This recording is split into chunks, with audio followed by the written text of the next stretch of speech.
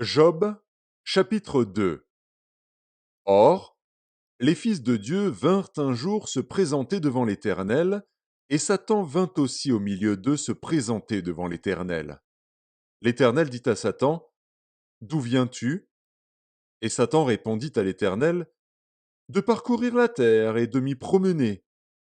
L'Éternel dit à Satan, As-tu remarqué mon serviteur Job? Il n'y a personne comme lui sur la terre. C'est un homme intègre et droit, craignant Dieu et se détournant du mal. Il demeure ferme dans son intégrité, et tu m'excites à le perdre sans motif. Et Satan répondit à l'Éternel, Peau pour peau, tout ce que possède un homme, il le donne pour sa vie. Mais étends ta main, touche à ses os et à sa chair, et je suis sûr qu'il te maudit en face. L'Éternel dit à Satan, Voici, je te le livre. Seulement, épargne sa vie.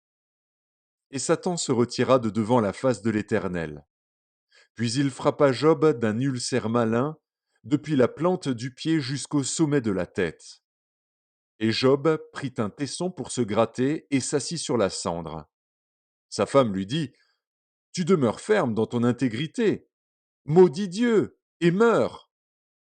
Mais Job lui répondit, Tu parles comme une femme insensée. Quoi? Nous recevons de Dieu le bien, et nous ne recevrions pas aussi le mal? En tout cela Job ne pécha point par ses lèvres. Trois amis de Job, Éliphaz de Théman, Bildad de Shuar et Tsophar de Naama, apprirent tous les malheurs qui lui étaient arrivés. Ils se concertèrent et partirent de chez eux pour aller le plaindre et le consoler. Ayant de loin porté les regards sur lui, ils ne le reconnurent pas, et ils élevèrent la voix et pleurèrent. Ils déchirèrent leurs manteaux, et ils jetèrent de la poussière en l'air au-dessus de leur tête.